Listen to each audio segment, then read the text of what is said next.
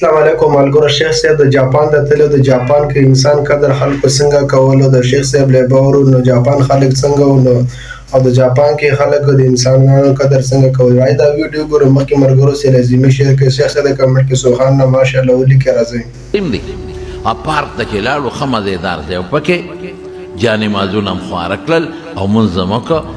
ما هغه خلکو ته ویل لکه زه خو داسې محسوسوم لکه چې زه 400 ته راغلی، داسې خپل خلق محسوسوم او داسې ملک محسوسوم لکه چې دا د کافرو ملک نه دی. خو مسلمان ته ډېر د قدر په نظر ګوري. هغې وی مسلمان نه، انسان ته د قدر په نظر دا خلک ګوري. نو په لار کې بیا د ماښام لمونځ وکړو او بیا چې کم دی کې زما دا میزبان او چا چې بللی وم هغې ته هنیو وی. دا یوه نیمه ګنټه د ټوکیو د جاپان د ایرپورټ نه دې ته مزل دی. نو هلته لاړو هنیو ته. دا یو صوبه ده، د هغې سایتاما نوم دی، د هغه صوبې سایتاما صوبه، په هغې کې د هنیو ځان له ښار دی. نو هلته لاړو. نو هغې وی چې خلک په جومات کې ستا ټول انتظار کوي. نو هلته یو جومات دی مسجد بلال، هلته ورسېدو. هلته مسجد بلال جومات کې چې څومره پښتانو ګیر چاپېره، هلته خو داسې جومات نشته لکه دلته جومات دی او د کوره روزه جومات ته رادن نشه. هلته د درېو څلورو کیلومیټرو نه، د شپږو د اتو د 1200 کیلومیټرو نه جومات ته خلک راځي. دا جومات د غون ځکه هلته خو غیر مسلم دي، کافر زیات دي، مسلمانان پکې کم دي. نو هر مسلمان خو د کور مخکې جومات نشي جوړول. نو یو جومات دی او هغې ته د ګیر چاپېره 100 1200 4 15 2 کیلومیټره نه خلک راځي. او د جومات قانون څه دی؟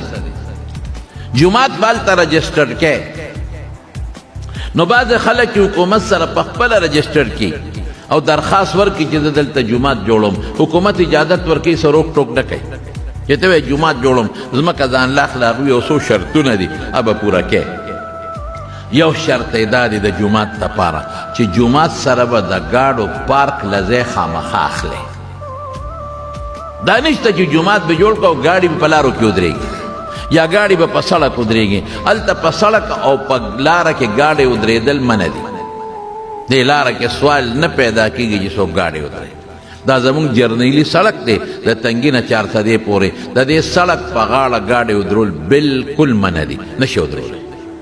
که یو سړی وي زه خو له دوکان نه سودا کوم ګاډي ودروم، دا هم جرم دی. او که ګاډي درته خراب شو یا څه ډېر ضروري کاري، نو ګاډي به ودرې، ډبل اشارې به ولګې، ډرایور به پکې ناست دی.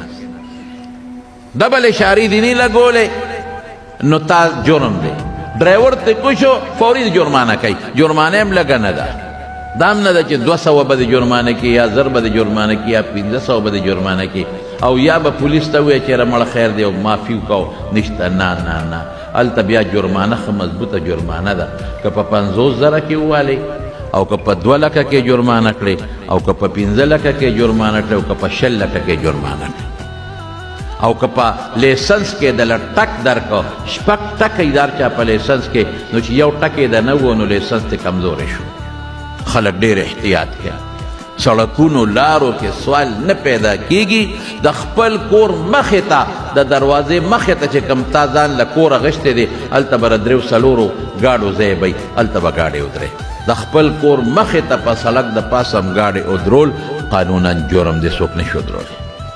دلته خو صیبه په پېښور ښار کې او په 400 کې او په سړک کې ښه مزېدار یو ګاډی د یو طرف نه ودرئ، نو بل ورسره د بل طرف نه ودرئ، نو په میانځ کې به ته بوځې، لوی لینډ به ولګي او شپونګي به وی او لار به بند دی.